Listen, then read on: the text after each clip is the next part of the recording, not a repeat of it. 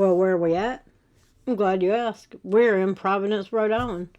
No discipline for Providence officer seen striking suspect at Dominican Festival. This is from August 13th, 2024. I know it is. Hey, you know how I keep saying they take this home with them? We're about to show you that. Providence, Rhode Island. A video is circulating on social media showing a Providence police officer using physical force while making an arrest after the Dominican... Would you stop?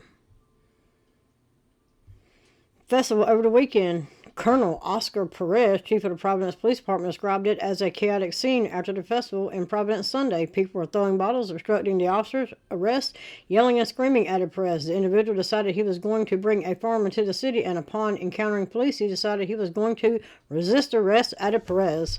Adonis Placencio, 20, allegedly brought a gun to the festival. Police swarmed him, and Chief Perez said the officer's main goal was to prevent Placencio from shooting into a large crowd, and police were eventually able to get their hands on the gun.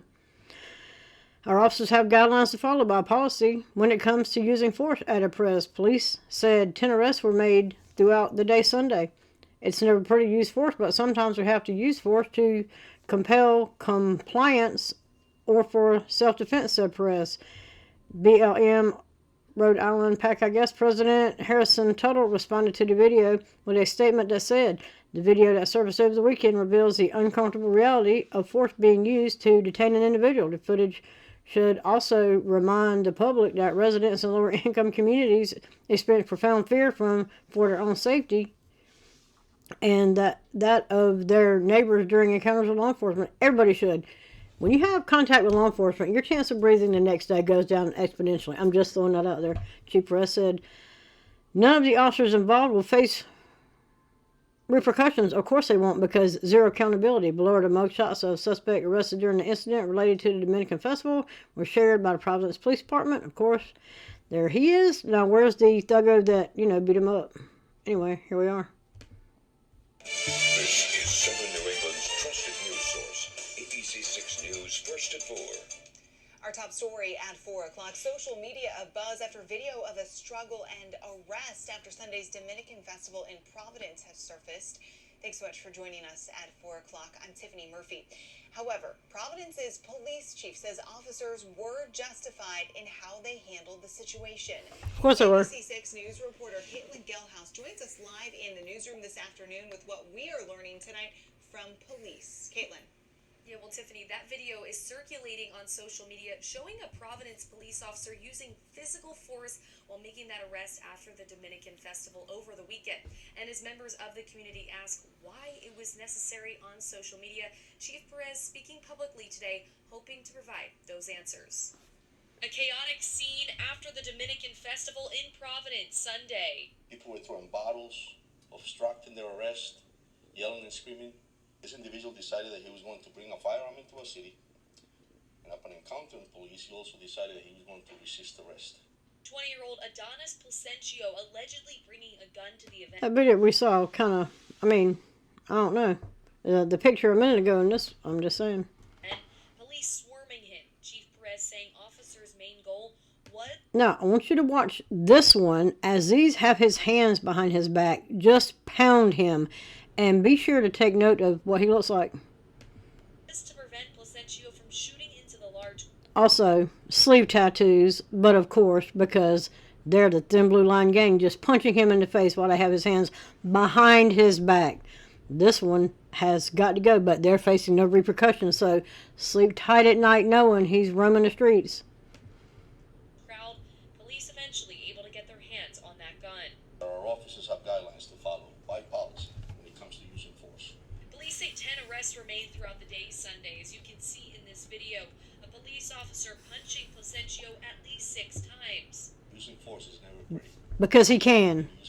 It's total bullshit. There was 5 of them. They had his hands behind his back, and you have no problem with him punching him. Why don't you maybe, I don't know, go learn some English?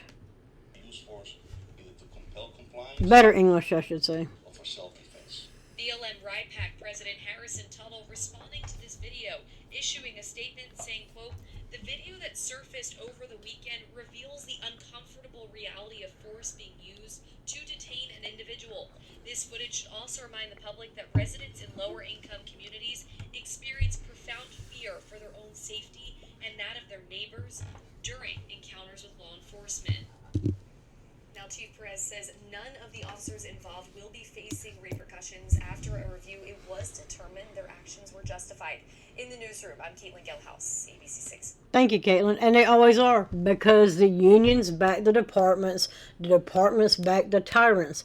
The union's job is to keep uniforms filled and money coming into their pockets.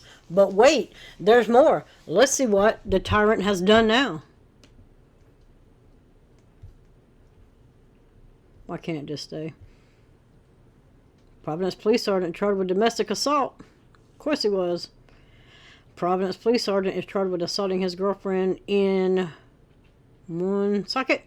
The woman told investigators that another Providence cop told her not to call the police in the moments leading up to the alleged assault. Sergeant Peter Salmons, the one you just saw beating the guy with his hands behind his back, is now on paid leave. Paid leave, I looked it up. He's making over $100,000 a year.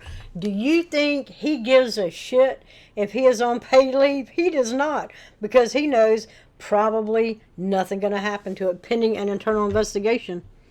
According to Providence Mayor Brett Smiley, the Woonsocket police affidavit obtained by NBC 10 News states Simon's girlfriend went to the Woonsocket police station this week, saying she sought a restraining order after the incident last week. According to the affidavit filed in court, the girlfriend told investigators that she and Salmons had a minor argument at her apartment, but says she later found him drunk holding a knife to his leg, and he held a gun to his head. The girlfriend said Salmons put the gun down, but she thought he was going to kill her, according to the affidavit. She told police that she then called Salmons' co-workers a fellow Providence police officer. The girlfriend told investigators that the other officer, who she identified as Matt Sheridan, told her not to call police and that he would come to the apartment. The girlfriend told Woonsocket police that Salmons then grabbed her by her neck and pounded her into the wall.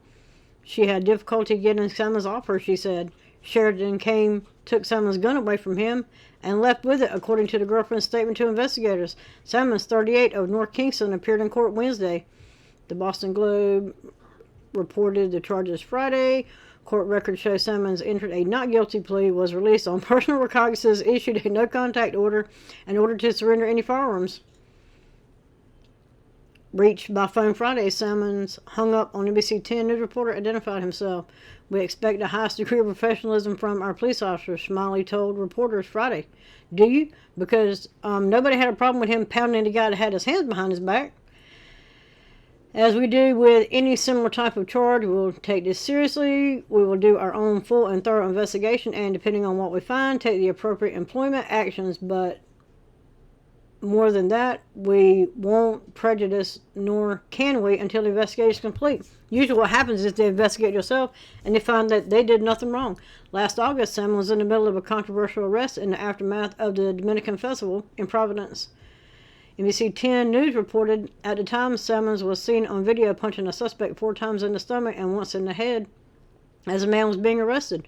Police claimed Adonis Placencio was refusing to leave as officers tried to clear the area, and the officers felt the handle of a gun in his bag. Officers claim he struggled with them. After the video of the arrest was posted to social media, Providence Police Chief Oscar Perez called a news conference to defend his officers. Of course they did, including Salmons. Perez said the incident had been reviewed by his department and the punches were deemed appropriate. Sheridan, meanwhile, has been sued 4 times in federal court, with 3 of those complaints accusing him of excessive force. Court records show Sheridan won 1 of the cases in a jury trial last summer, 2 cases ending in settlements, and 1 is ongoing. Well, of course, because you want to know how that plays out, because they know who he is, they know the authority he has, and they know that the jury, he knows who the jury is. He can look up they have a copy of the jury's names. All he has to do is take a picture of that, take it to his department. He could probably take it home, truth be known. He's probably got the whole bat cave in there. Look you up and know where you live. I'm just saying. Sheridan won one of the cases in a jury trial. Of course, the jury's not stupid. I'm just saying. So let's see what this one says. New details at 6, a Providence police sergeant is charged with assaulting his girlfriend. He's now been suspended. And he's the same cop in the news last summer for something else, as the I-Team's Brian Crandall tells us. Brian? Jean Patrice, according to court documents, the sergeant's girlfriend told Woonsocket police he put a gun to his own head and later grabbed her neck and pounded her into a wall. And then in the middle of that, she claims she called another Providence cop who she says told her not to call police. Providence Police Sergeant Peter Salmons, charged by Woonsocket police with assaulting his girlfriend in her apartment there last week. The affidavit I obtained states she came to police this week saying she sought a restraining order after the incident. She told investigators she and Salmons had a minor argument, but later says she found him drunk holding a knife to his leg, then a gun to his head. The girlfriend said Salmons put the gun down, but she thought he was going to kill her. She told police she then called one of Salmons' co-workers, a fellow Providence cop. She says that friend told her not to call police, and he would come instead. In the meantime, the girlfriend said Salmons grabbed her by the neck and pounded her into the wall. She had difficulty getting him off her, she said, and the other Providence officer came, took Salmons' gun away from him, and left with it. Salmons is now suspended with pay pending an internal investigation. As we do with any similar type charge, we will take this seriously. We will do our own full and thorough investigation. Salmons was the central figure in another high-profile story just last summer while he was on the job. He's seen in this video punching a suspect 4 times in the stomach and once in the head in the aftermath of the Dominican Festival in Providence. Police claim the suspect was refusing to leave the area, officers felt a gun in his bag, and then that suspect struggled with them. After that video was posted to social media, the Providence police chief called a news conference to defend his officers, saying a department review found they didn't do anything wrong. And in this case, Salmons' girlfriend identified the officer she called during that incident as Matthew Sheridan. Sheridan, court records show, has been sued 4 times in federal court, 3 accusing him of excessive force. 2 of those cases settled. Sheridan won another in a jury trial last summer, and 1 case is ongoing. And back to Salmons, I called him today seeking comment. He hung up when I said who I was. I'm Brian Crandall, NBC 10 News. Thank you, Brian. Also, when that cop showed up and there's evidence of a crime, Mr. Sergeant should have been arrested then. They all back each other. What did he do? He took the gun. He left with it. You can't make this up. Also, this is from February 2025. And this is where we're at. This is what they think of the pesky citizens. They don't care. There's no consequences for their actions. They keep doing it. And when you see it on the street, trust and believe, most of the time, they take that same thuggery home. And this is just more proof of it. So, that's where we're at with this one. I'll follow up and see what becomes of it. And we'll post it online and see how that turns out. Also, again, 90% of people that watch these videos are not subscribed to the channel. I'll say it again. You're at your computer. You got your phone in your hand. You're looking at it right now. All you got to do is click the button and let me know. And like and share. And I'm out.